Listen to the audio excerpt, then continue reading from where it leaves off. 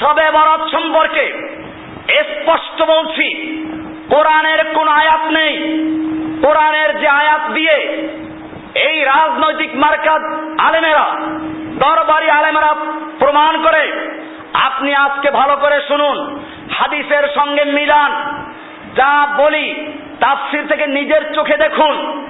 এরপরে যদি সত্য হয় তাহলে আর এই বিভ্রান্তকারী আলেমদের কথায় কান দেওয়া যাবে না। এরা সূরা দুখান নিয়ে আলোচনা শুরু করে। সূরা দুখানের শুরুতেই বলা আছে, হামিম ওয়াল কিতাবিল মুবিন ইন্না আনজালনাহু ফি লাইলাতিন মুবারাকা ইন্না কুন্না মুনজিরিন ফিহা ইউফরাকু কুল্লু আমরিন হাকিম আমরাম মিন ইনদিনা। এটা হচ্ছে শবে বরাত যে আয়াত দিয়ে ওনারা প্রচার করেন সে আয়াত, সূরা দুখানের 3 এবং 4 নম্বর আয়াত। ভাইরা আমার, আমরা এখানে দেখতে পাচ্ছি আল্লাহ তাআলা শুরুতেই বলেছেন হামিম ওয়াল কুরআন ওয়াল কিতাবিল মুবিন, সুস্পষ্ট বর্ণনাকারী কিতাবের কসম। শুরুতে কি আছে? কাজে এই কিতাবে অস্পষ্টতা নেই, এটা মনে রাখবেন। এরপরে কি বলছেন শুনুন, ইন্না আনজালনাহু ফি লাইলাতিন মুবারাকা, নিশ্চয়ই আমি এই কিতাবকে নাজিল করেছি একটা বরকতময় রাতে। ইন্না আনজালনাহু, আমি নাজিল করেছি এই কিতাবকে, ফি লাইলাতিন মুবারাকা, লাইলাতুম মুবারাকায়, মুবারক রাতে, বরকতময় রাতে। শুরুতে কি বলা আছে? ইন্না আনজালনা, আমি নাজিল করেছি এই কিতাবকে। এরপরে বলছেন ফিহা ইউফরাকু কুল্লু আমরিন হাকিম, এই রাতে প্রজ্ঞাময়ী আল্লাহর পক্ষ থেকে সমস্ত বিষয়গুলো, প্রজ্ঞাপূর্ণ বিষয়গুলো সিদ্ধান্ত অনুমোদিত হয়। কোন রাতে? মুবারক রাতে। সেই রাতে কি করা হয়েছে? কোরআন নাজিল করা হয়েছে। ইন্না আনজালনাহু শব্দটা শুরুতে আছে, এটাকে তারা এড়িয়ে যায়। এরপরে বুঝায়, এই সূরা দুখানের 4 নম্বর আয়াতে বলা হয়েছে লাইলাতুম মুবারাকা, এই লাইলাতুম মুবারাকাই হচ্ছে শবে বরাত।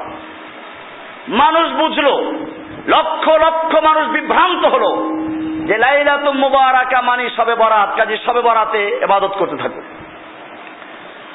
ভাইরা আমার, শুরুতে আল্লাহ বলেছেন হামিম ওয়াল কিতাবিল মুবিন, স্পষ্ট বর্ণনাকারী কিতাব।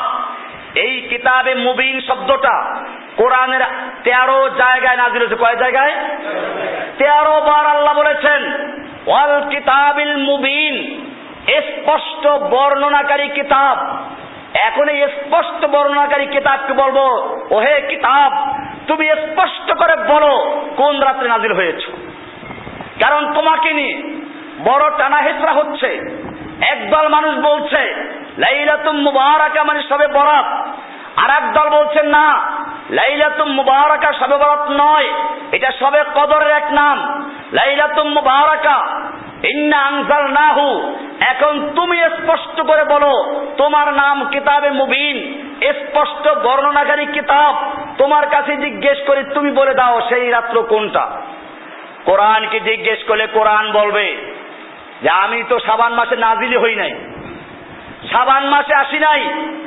সূরা বাকারা 2 নম্বর সূরার 185 নম্বর আয়াত পরিষ্কার আপনাকে স্পষ্ট বর্ণনাকারী কিতাব বয়ান করে দিবে, শাহরু রমাদান আল্লাযী উনজিলা ফীহিল কুরআন, রমজান মাস হচ্ছে সে মাস যে মাসে কোরআন নাজিল করা হয়েছে। কোরআন নাজিল করা হয়েছে কোন মাসে? তাহলে এখন সূরা দুখানের শুরুতে বলা আছে ইন্না আনজালনাহু ফি লাইলাতিন মুবারাকা, নিশ্চয় আমি কোরআন নাজিল করেছি এক মুবারক রাতে, বরকতময় রাতে। আর সেই রাতটা কোথায়? শাবান মাসে না রমজান মাসে? কোরআনকে জিজ্ঞেস করলাম, সূরা বাকারার 185 নম্বর জানিয়ে দিল সেই মাস রমজান মাস, শাবান মাস নয়। এবারে স্পষ্ট বর্ণনাকারী কিতাবকে আবার জিজ্ঞেস করবো, হে কিতাব, তুমি সুস্পষ্টভাবে বলে দাও ওই রাতের নাম কি। কোরআন আরো স্পষ্ট করে বলছে ইন্না আনজালনাহু ফি লাইলাতিল কদর, আমি এই কিতাবকে নাজিল করেছি লাইলাতুল। এরপরে কি আরো দলিলের প্রয়োজন? বাঁকা মনের যারা, তাদের বোঝানো সম্ভব হবে না। কিন্তু যারা কোরআন এবং সুন্নাহকে মেনে চলে, যারা বাপ দাদার পূজা করে না, রসম রেওয়াজকে মানে না, কোরআনের সামনে মাথা নত করে দেয়, তাদের সামনে এর চেয়ে স্পষ্ট বয়ানের প্রয়োজন নেই। কোরআন পরিষ্কার বলে দিয়েছে, ইন্না আনজালনাহু ফি লাইলাতুল কদর, আমি এই কোরআনকে নাজিল করেছি লাইলাতুল কদরে, শবে বরাতে নয়। আর যেই রাতে কোরআন নাজিল হয়েছে ওই রাতে কি বলা হয়েছে? লাইলাতুল মুবারাকা, ইন্না আনজালনাহু ফি লাইলাতিন মুবারাকা। ওই সূরা দুখানের 4 নম্বর আয়াতের পরে বলা আছে, ফিহা ইউফরাকু কুল্লু আমরিন হাকিম, ওই রাতে প্রজ্ঞাপূর্ণ সমস্ত জিনিস বন্টন করা হয়। ঠিক সূরা ইন্না আনজালনা ফি লাইলাতুল কদরের মধ্যে বলা হয়েছে, তানাজ্জালুল মালাইকাতু ওয়ার রূহু ফিহা বিইজনি রাব্বিহিম মিন কুল্লি আমর, মিন কুল্লি আমর। সূরা দুখানেও বলা আছে, এখানেও বলা আছে। বোঝা গেল যা কিছু বন্টন করা হয় এই সব কিছু লাইলাতুল কদরে করা হয়, লাইলাতুল বরাতে না। শবে বরাত এই শব্দ শুনলেই বুঝবেন এটা ইসলামের কোনো পরিভাষা নয়, সব ফার্সি শব্দ। বরাত আরবিতে ব্যবহার হয়, ফার্সিতেও হয়। সব মানে রাত, বরাত মানে ভাগ্য। এটাকে বলা হয় ভাগ্য রজনী।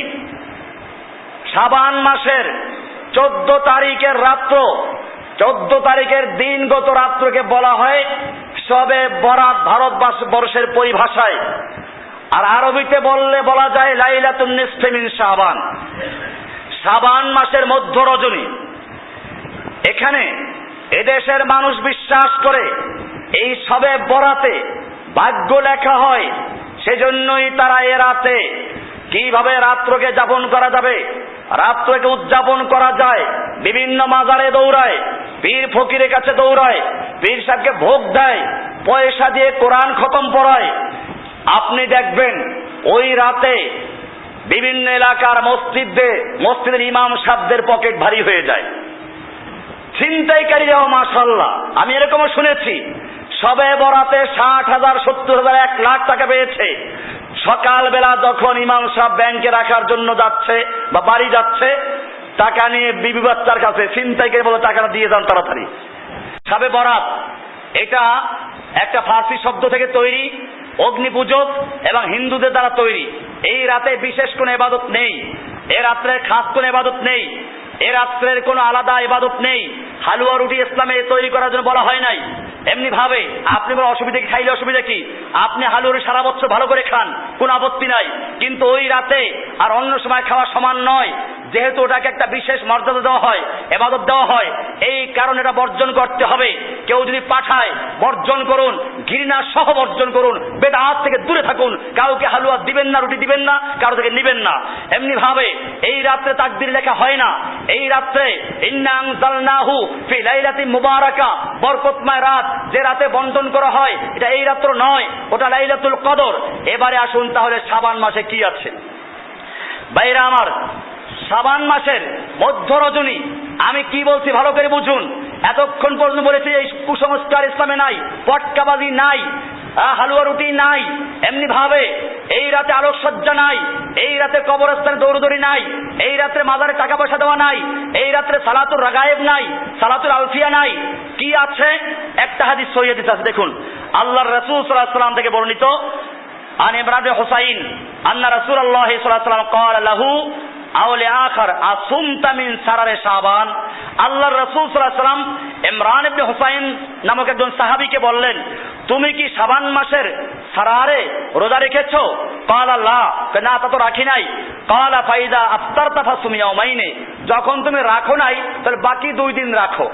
হাদিসটা আছে সহিহ মুসলিমের 2808 নম্বর, সহিহ বুখারীর 1183 নম্বর, আবু দাউদের 2330 নম্বর হাদিস।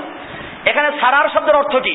কেউ বলেছেন সারার মানে মাসের শেষ অংশ, আর কেউ বলেছেন শুরু অংশ, কেউ বলেছেন মধ্যমাংশ।